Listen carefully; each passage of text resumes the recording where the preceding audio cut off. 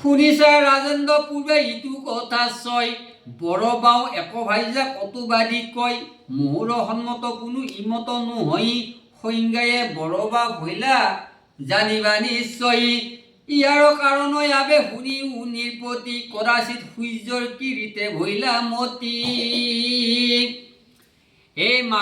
মায়ায়ে ভৈলন্ত ৰবি ঘটক আকৃতি স্বামীৰ ইংগিতে ঘূৰি ভৈলা সংজ্ঞা সতী কাহিনী এটা কৈছে এতিয়া এয়া ইয়াৰ কাৰণে শুনি নিপতি কৰাচিত সূৰ্যৰ কিৰিতে ভৈলা মতি সূৰ্য দেৱতাৰ মানে ক্ৰিয়া কৰিবৰ কাৰণে ইচ্ছা যোৱাত মায়ায়ে ভৈলন্ত ৰূপী ঘটক আকৃতি মায়া কৰি এটা ঘোঁৰাৰ ৰূপ ধৰিলা সূৰ্যৰ হে স্বামীৰ ইংগিতে ঘূৰি ভৈলা সংজ্ঞা সতী আৰু এই মাইকী ঘোঁৰা হিচাপে সংজ্ঞা সতীয়ে মানে মাইকী ঘোঁৰাৰ ৰূপ ধৰিলা মহাৰংগে পৃথিৱীত দুহান্তে কিৰিলা অশ্বিনী কুমাৰ দুই সিবেলা জন্মিলা আৰু সেই সময়তে অশ্বিনী কুমাৰ জন্ম পালা এই ঘোঁৰাৰ ঘূৰিৰ এই অশ্বিনী কুমাৰ এতেকে দুইকো বুলি বৰবাৰ সুত জগত পক্ষাত ভৈলা বৈদ্যয়দ ভূত সংজ্ঞা হন্তে জন্মিলন্ত তিনি পুত্ৰ ধন্য যম শ্ৰাদ্ধ দেৱ মনু আৱৰ যমুনা এইকেইটা সংজ্ঞাৰ পৰা জন্ম পালা যম শ্ৰাদ্ধদেৱ আৰু মনু আৱৰ যমুনা ছায়াৰ শুনিও তিনি সুত নিৰ্পৱৰ চাৱৰ্ণিত পতি কন্যা কুৰ চনেশ্বৰ চন্দ্ৰবংশী সম্বৰণ নৃপ মহাসন্ত তপতি কন্যা কৰংগে তেহে বিহাই লন্ত অশ্বিনী কুমাৰ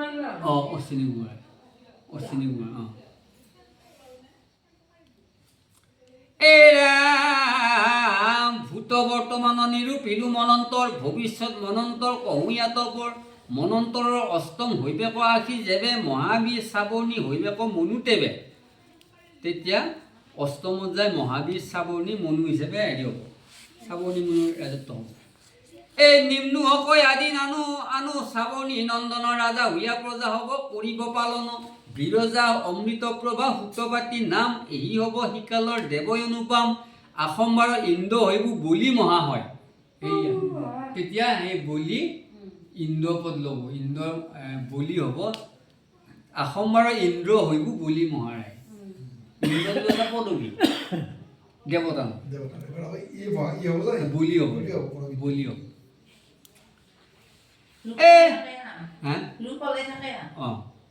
ৰূপ নহয় এটা ইন্দ্ৰটো তাৰমানে পদ যেনেকৈ মুখ্যমন্ত্ৰীৰ এখন পদ এটা আসন সেইবাৰ মানে বলিয়ে ল'ব ইলেকশ্যন খেলে এ ৰাম তিনি পৰা ভূমি যাই খুজিলা বামন যিটো বলি সমস্তে পৃথিৱীৰ ৰংগমন সপ্তম মনুত দান বামনক দিলা বিষ্ণুৰ প্ৰসাদে দুনাই ইন্দ্ৰপদ পাইলা অষ্টম মনুত এৰি ইন্দ্ৰৰ সম্পত্তি পৰম গতিক পাইবা প্ৰহ্লাদৰ নাতি আছিল বুলি এই তুষ্ট হৈয়া ভগৱন্তে যাহা কহ বান্ধিলা সুতলপুৰত পাছে কৃপায়ে থাপিলা সুতলপুৰত আছে বৰ্তমান বুলি স্বৰ্গতো অধিক সেইটো সুতল নগৰী স্বৰ্গতকৈ বোলে অতি সুন্দৰ সেই সুতল নগৰী এবে তাত ইন্দ্ৰ যেন আশা ভক্তি কৰি পৰশুৰাম কৃপ অস্থামা দীপ্তিমন্ত ঋষ্যসিংহ গালত যে ব্যাস ভগৱন্ত এই হাতজন হৈব শিকালৰ ঋষি এবে নিজ আশ্ৰমত আচন্ত হৰিষি বৰ্তমান তেওঁলোকে নিজৰ আশ্ৰমত আছে তেতিয়া যায় এওঁলোক যায় হেৰি হ'ব যায় এই বলিৰ হেৰি ৰাজত্ব কালত এওঁলোক যায় 7জন ঋষি হিচাপে আকৌ হেৰি আৱিৰ্ভাৱ হ'ব পৰশুৰাম কৃপ অস্থামা দীপ্তিমন্ত এই দেৱ গুজ্য পিতৃ মাতি হৈব সৰস্বতী সাৰ্বভৌম নামে জন্মি লন্ত লক্ষ্মীপতি পুৰন্দৰ হন্তে কাঢ়ি তিনিও ভুৱন বলিক দিলন্ত সাৰ্বভৌম নাৰায়ণ অৱতাৰ কৰ্ম এই জানা নৰেশ্বৰ আতয় অনন্তৰে শুনাই আৰু অনন্তৰ হে বৰুণ নন্দন দক্ষ শ্ৰাৱণী উত্তম বিষ্ণুত ভকত মনু হৈবন্ত নৱম বৰুণ নন্দন দক্ষ শ্ৰাৱণী নৱমত যায় মনু হিচাপে হেৰি ল'ব আসনভাৰ ল'ব এই ভূত কেতু দীপ্তি কেতু প্ৰমুখ্যে বহুত আতি শুদ্ধ চিত্ত দক্ষ শ্ৰাৱণীৰ ভূত মৰিষি গৰ্ভয়াদি দেৱ অসংখ্যাত অদ্ভুত নামত ইন্দ্ৰ কহিলো তোমাৰ দ্ৰুতিমান প্ৰমুখে হৈবেক সপ্ত ঋষি মাধৱৰ জন্ময়াবে শুনিও হৰিষি আয়ুষ্মন্ত বীৰ্যে